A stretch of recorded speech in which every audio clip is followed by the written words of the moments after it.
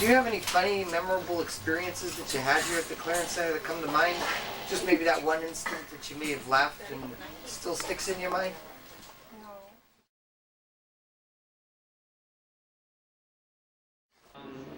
No, not really. Well, I could think of one, but hey, this is we want to keep this rating. Not offhand, no. But if it did, I'm sure it included Short you. boy. I can remember when Tim took over as ready-to-wear manager, which he was so happy to get promoted to. He was just joyful. And he asked what one thing, just one little thing that we would love for him to accomplish. And we told him to zap the customers when they pulled the tickets off the merchandise. My And most did he ever do it? memorable, funny moment was when Tim jumped up on the towel table, the bath towel table, right? And fell asleep on the towels. Was he just faking the sleep, or was he really sleeping? No, he was snoring. And we all felt that he was a little cold, so we took some towels and we piled the rest of the towels on top of him, right? We got him a pillow. This was after the store closed, though. And he slept while we all picked memorable up. moments come to mind? Yeah, Tim's going away. He never got away. We caught him. We mooned him, and he got stuck. He couldn't get away. What was that? I saw you back in the customers' merchandise. That was funny. Because I only did it one time, or what? No, I've seen you do it. Oh, God. I remember when the short guy, I think his name was Tim. It's sort of a bulky type stud, right? Yeah, kind of. We were having a pillowcase fight over in domestics. Yeah? And I think he was a wannabe assistant manager back then, you know, and he tried to, you know, quell our ruckus over there. So when he was turned around to walk away, I tagged him in the back and I blamed it on I put water on the floor and you slipped on it. I think the day we were in electronics and Ruben jumped up and then sat down on the stool and it collapsed under him. Oh, he didn't sit on it though, he jumped on it. Well, he sat on it first, then he jumped on it afterwards. And tell our viewing audience what happened after that. Well, Ruben landed flat on his butt, and the stool was in a couple of pieces. That's who broke it.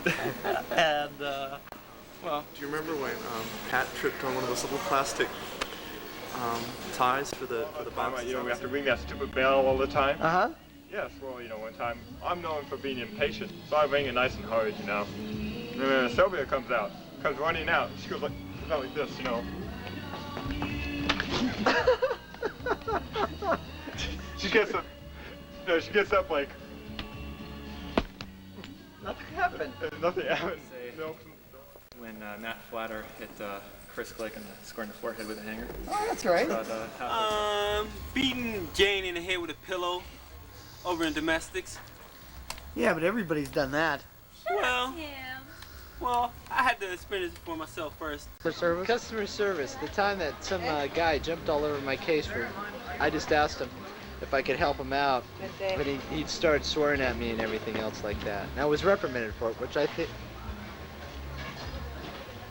it was uncalled for.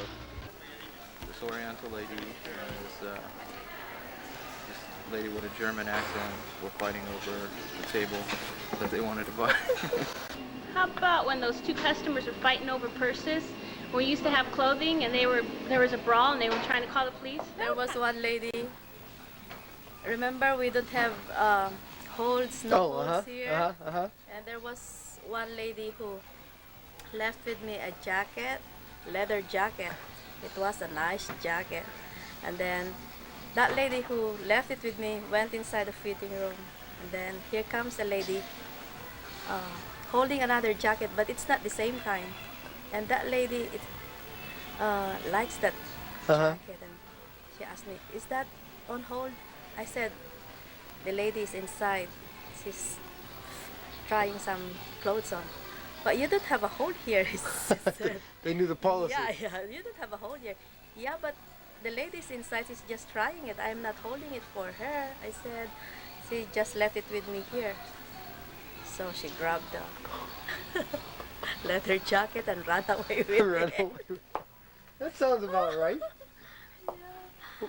And then I went inside and asked the lady if she still likes that jacket because somebody get the jacket from me, and she said, yeah, that's mine and I like it. I'm going to buy it. So that lady in the fitting room came out and ran after that. What happened? They almost both. Did they? Who got it in the end? In the end, I called up the security. Oh, The security. Anything comes to mind? Is something you can remember fond of it? Very fondly is trying to take racks with clothes out and people mugging you on the way out and having to guard the rack as you try to put it out. I think when you had the big sale, like 75% off, everybody would run, you know, and knock you down and push you and like a bunch of cattle. When you had clothes and it was like a cast of thousands lining up for the I like that first time I worked the fitting room. That was real fun. Great. You're kidding. Yeah, the clothes were so high it buried the phone, right? And I mean, I was practically in tears, and somebody said, well, why don't you pick up the damn phone and call? And I'm like, where is the phone? And I moved all these clothes, and there was the phone. I mean, it was great. Fun. Were you there when all those big piles of clothes were in the stockroom? Yeah. You know, And, when you everybody guys picked it threw up. in, Huh? Anna? Annie. Annie. We threw in the clothes and in the span. Yeah. But you that had was to, fun. You had to climb up on top of that. It was all the way up to the ceiling, you know, and then try to get the hangers out and hang it up. And oh, God, that was a Inventory mess. nights. Those are great. Those are really fun. Everybody got together and we had potluck and we stayed here for not the whole night, but half the night, counting every single piece of merchandise in the store, and that was pretty interesting. One year I had to do ties. This was a pain. There must have been about 3 tie racks, the circular ones, and there must have been about 1 million ties, and I had to count each one according to department and price. That was really... You know, the inventories were always real great. I can remember the night we spent all night here at the old show. Oh, yeah, I remember. It was always nice because we had all the dinners at night, right? And then there was one time we had, what was it, Halloween, with all the games, and he was playing There was a time when the roof on over in the carpets had a leak in it, and I had to spend the night 2 nights in a row. So do you have that machine? Yeah, they had that pump over there. Uh-huh. Like they had all that plastic stuff all over coming down from the ceiling to the floor, and those wading pools to catch the water in case it fell in. And what did you do at night here? Slept. Slept? Watch a little TV? Yeah, watch TV. On a sofa? On a sofa. I even brought my funniest guitar. thing was I guess the time that we sold the China cabinet when we were down here for the 5-day anniversary sale, and the customer took it, had it on their truck before I realized my briefcase and all my papers and stuff was in it, and I had to run out the door and beg them to let me get my stuff back out of there. They looked a little skeptical, but they did let me go in. The time that I picked up a blouse and off the floor and found, and it wasn't a doggy poo-poo. What was the day of the earthquake like here? Oh, God, forget it. I thought I was going to go in to have my baby. It was too much nerves. That was the craziest. Things were falling, breaking everywhere. Luckily, the China cabinets didn't break, because they just kept going like it didn't fall, but it was swerving. Otherwise, we had more glass broken instead of just in housewares. I think it was about 5 years ago, and maybe more, maybe about 7 years ago, I had an earthquake here. I came here in the morning, and I was just about to come and fill the machines, and I was by the men's room, and all of a sudden I felt the ground start shaking, and I looked around, and the floor was rippling, and all the fixtures up here were all moving around, and there was a girl that worked here, and I just grabbed her and I pulled her like into the men's bathroom, and then she kind of like just went, you know, but we just stood under the door, but it was kind of scary. Everybody, it was real quiet. Oh yeah, let me tell you one thing. I was helping this customer one time. This is really funny. Come closer. If there's any kids in the audience, come closer. I was helping the customer, and what happened was I was going to set up a top account for the customer. So as I was setting up the top account, I was writing up the sales check, and first of all, they kind of got an education. So they had to wait for the top account to be approved. So they're walking around the store, waiting for the top account to be approved. Finally, the top account's approved. Stop smiling. Finally, the top account's approved. And then I'm getting ready to ring it up in the register. Then all of a sudden they say, after I ring it up, they want to defer it. So I got to void the sales check, write the whole bedroom set back up in the sales check. And after it's a long story, so stay with us. And after I write the whole sales check up, then I put it in as deferred, and I got clear it in. I forgot to put delivery charge. Oh my God. So after I did that, they're still waiting. I'm stalling now. I still got him on, the guy looked like he's trying to see sweating and stuff. And How much was the sale for? It was about like $1,900. But the money doesn't $2,000. mean nothing to you. Money doesn't mean nothing. To serve the customer is the first thing. There we go. But to make a long story short, I got everything taken care of. They're out of the store within about 45 minutes, and I took my lunch hour, which I was, getting My most memorable moment at Macy's Clearance Center was when the 6'4" guy that we were getting ready to arrest, thank God Terry Brown was with me. I was always never intimidated, but this guy just stopped dead in his tracks when I tried to do the little handcuff thing, and he just looked at me and he goes, "Don't do that." And I just froze because it was the first time that I realized how foolish I had been all these years, stopping these people, putting my life in this danger and not even thinking twice about it. This is when I decided to make... I'm trying to remember the name of the security guard.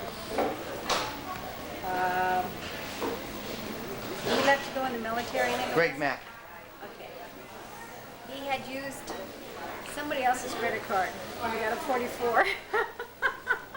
We went out to dinner and they brought, Joanne says, bring that up. So we brought that up at dinner time, how he got a 44 on his credit card, and by accident he picked up the wrong card. And I said that was really a ride for security to have someone else's credit card. And getting a 44. Getting a 44 on it. He said, that can't be right. I think one of the funny things was when Donna Apperson was the manager in the cashiers and customer service, and it was her birthday, and there was a great big aide come in to wish her happy birthday. I don't remember who hired them, but that was one of the funniest ones. What about Ernie? I was just laughing. Ernie, he was laughing. Who's a good guy? With Ruben was very memorable.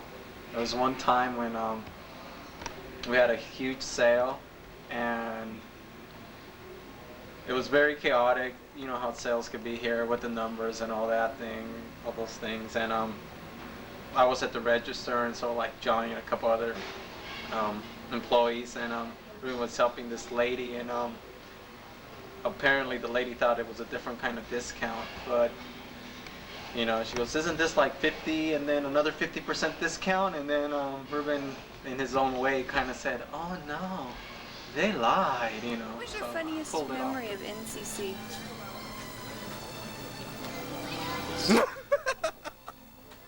That was the one right there. Yeah, that was the funniest. Just this one. Which one? This one. Now, this is probably the most fun. I used to just come in and shop for 4 or 5 hours. When I found out we were all going to get Fonda's most memorable experience here at the Working Clearance Center. 5 years, there were too many of them. Too many to mention. To being embarrassed working here is the big one. When people say, "Oh, where do you work?" and you say Macy's, and they say, "Oh, which one?" and you say, "Oh, in Stevens Creek." Well, I believe my saddest thing is when I decide to leave. That was one of my saddest and biggest mistakes. I know. You couldn't be getting laid off now if you stuck with it. I know. I would have been. Back when I was ready-to-wear manager, and we had merchandise coming out of our ears, our job was to take the clothing and get it out as fast as possible. The company had run out of rolling racks and sent them in big D-containers, which meant we had to open them up, pull out the clothes, hang them on the racks, and then send them over onto the floor and sell them. Problem was, our floor would get full when we got too much merchandise. The entire floor was covered. Each rack was so tight that you couldn't even pull out a garment. So we had 75% sales. What did that mean? Man, we had to man the register with 16 cashiers, take care of the 600 people in line. What was the problem there also? The floor would be a mess, so we had to clean the floor in the morning. So we had to process more, pick up more, and sell more with the limited staff. Fortunately, everyone pulled together, put in extra hours, and finally, after working 12-hour days, we finally got caught up for that period till the next truck came. It was all a big memory. One big memory. Oh, that I'm slowly forgetting. Every day is just a fun thing, Eric. Every day. She'd be good on every day. I did. Anything special you remember about MCC? Oh, yes. Such as? Hey, I'll tell you those later. Okie I'm dokie. making the same on the table. That's it, Todd.